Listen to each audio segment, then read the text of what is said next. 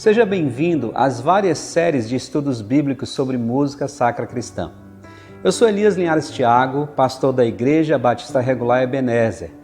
Dos meus 11 aos 18 anos de idade, eu estudei música de forma técnica e dos meus 15 aos 25, eu fui o que muitos chamam de líder de louvor, ministro de louvor ou modernamente em alguns grupos, levita.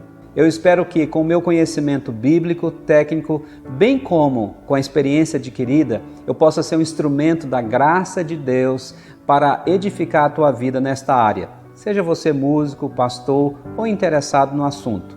Vamos ao estudo de hoje. Assistindo vídeos no YouTube que tratam sobre música cristã, encontrei um que começava com a seguinte frase: louve a Deus do seu jeito. Depois o autor começa a mostrar variados grupos, cantores e estilos de músicas variados que são usados na adoração a Deus, no louvor a Deus, na cultura do nosso país. E depois que ele conclui as demonstrações, ele termina com as seguintes frases: deixe de falar de como os outros adoram a Deus, louve e adore a Deus do seu jeito e mostre o amor dele em você 24 horas por dia. Olhando superficialmente, isso parece correto, isso parece bom e até bíblico. No entanto, se a gente parar um pouco para perguntar, será isto mesmo verdade? É interessante que o que mais eu tenho ouvido recentemente no meio evangélico quando o assunto é música é: adore a Deus do seu jeito, afinal de contas, todo ser que respira, louve ao Senhor. Será realmente isso verdade? Isso é realmente o que Deus quer? É assim, esse pensamento, cada um adora a Deus do seu jeito, tem concordância bíblica? A Bíblia concorda com essa filosofia? Deus realmente aceita qualquer coisa que é feita para Ele? Deus aceita qualquer ato, qualquer maneira, desde que a intenção seja adorá-lo? Quando eu levanto esses questionamentos, não demoram a surgir pessoas falando, por exemplo, mas isso é verdade, afinal de contas o Salmo 150, lá no seu último verso diz: todo ser que respira louve ao Senhor, aleluia. O Salmo está falando de adorar a Deus dos mais variados modos. Quem sabe? Ou então tem pessoas que me trazem aquele texto de 1 Samuel, capítulo 16, verso 7. Naquela ocasião, lembra, Samuel vai ungir um novo rei e ele vê ali o filho mais velho de Jessé e fica impressionado, e Deus diz para ele o seguinte, verso 7 do capítulo 16 de 1 Samuel. Porém o Senhor disse a Samuel: não atentes para a sua aparência, nem para a sua altura, porque o rejeitei. Porque o Senhor não vê como vê o homem. O homem vê o exterior, porém o Senhor o coração. Aí a pessoa me diz: Deus está preocupado com o coração do adorador. Isso que é importante na presença dele. Se nós olharmos por esse lado, parece ser verdade. Ou ainda, alguém me apresenta ali Lucas capítulo 16, verso 15, quando Jesus confronta as autoridades religiosas da sua época e diz para elas o seguinte: vós sois os que vos justificais a vós mesmos diante dos homens, mas Deus conhece o vosso coração. Quer dizer, a aparência externa pode ser algo até atrativo, mas Deus conhece o coração. Também pode ser verdade. O mais interessante é que quando me cito esse versículo, paro ali, Deus vê o coração e não continua o restante dele. Mas ainda continua aquele questionamento.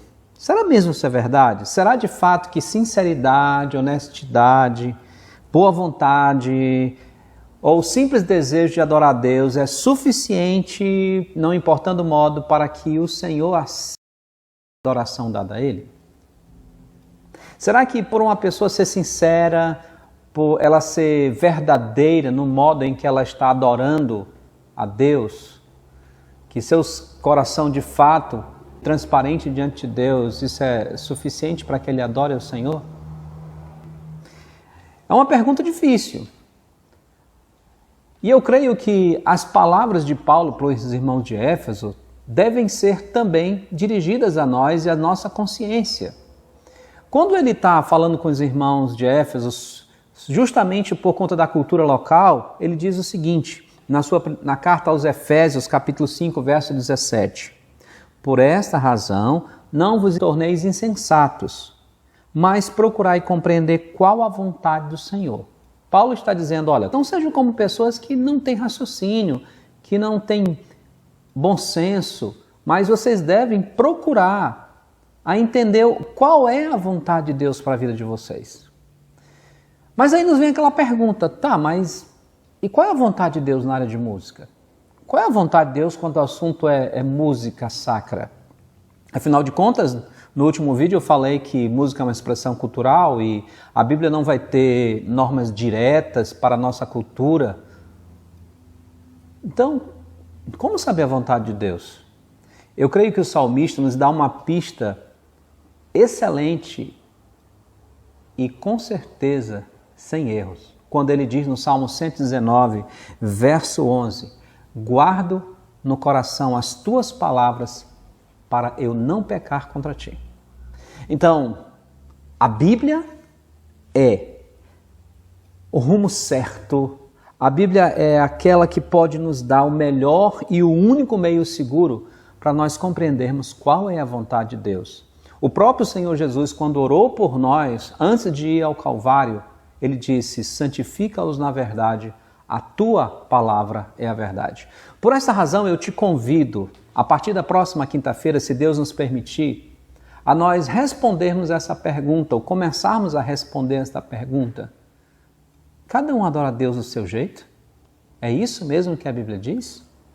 E eu quero mostrar alguns princípios que a Bíblia nos mostra que a música que exalta, glorifica a Deus deve seguir. Por isso, o meu desejo é que nós possamos, nesta área de música, crescer no conhecimento e na graça de nosso Senhor Jesus Cristo. Que o Senhor nos abençoe e até ao próximo encontro. E que eu possa ter mais sede de te conhecer melhor, cada dia mais vontade de estar ao teu redor, escutando teu falar, sentindo teu amor, vivendo